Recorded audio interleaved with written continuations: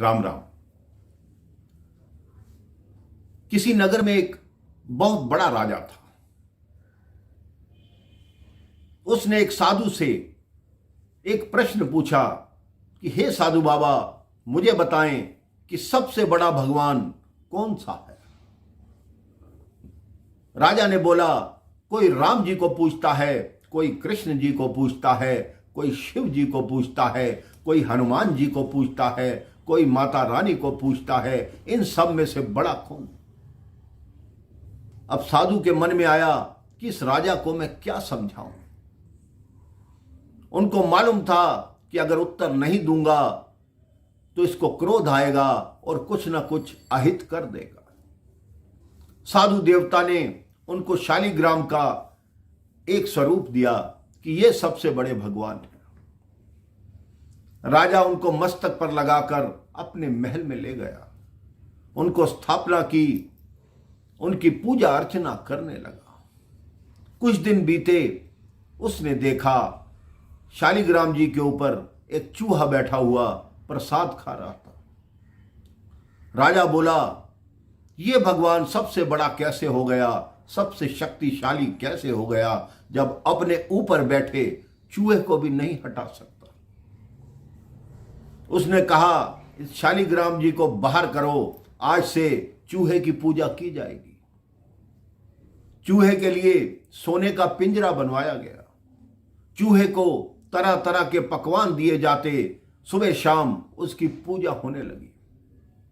अभी कुछ दिन बीते, जब राजा पूजा करने के लिए आया तो देखा चूहा मरा हुआ।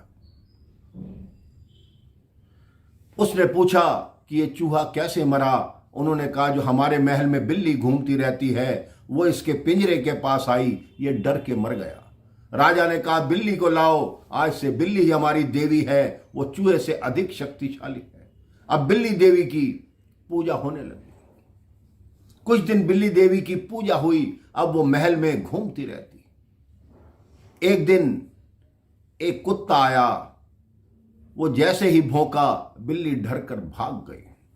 राजा ने कहा, इसका अर्थ है कि बिल्ली से भी अधिक शक्तिशाली कुत्ता है, आज से इस कुत्ते की पूजा की जाएगी।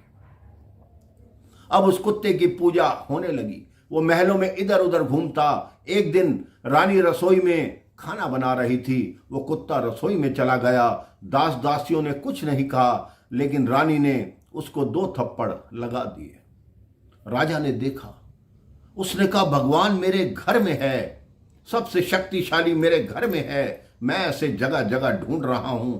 उसने रानी की पूजा आरंभ कर दी। अब एक दिन राजा क्रोध में आया और महारानी को झड़क दिया, उसको 2 चाबुक लगा दिए। फिर राजा ने सोचा, इस रानी से शक्तिशाली तो मैं स्वयं हूं, मैंने अपने आप को ही नहीं पहचाना, मैं ही सबसे बड़ा भगवान हूं। कुछ दिनों बाद राजा बीमार पड़ गया। जब वो बीमार पड़ा तो उसके मुख से एक ही नाम निकला, हे राम, हे राम, हे राम, हाय राम, मुझे बचाओ। तब राजा को समझ आया कि सबसे बड़े राम जी हैं। इस दुनिया में जो भी राम जी की पूजा करता है, वही जो उनका सच्चा भक्त है, उसको किसी दुख का सामना नहीं करना पड़ता। तब राजा ने यही कहना आरंभ कर दिया कि सबसे बड़े राम जी, सबसे बड़े राम जी, सबको राम राम जी। राम राम, जय श्री राम।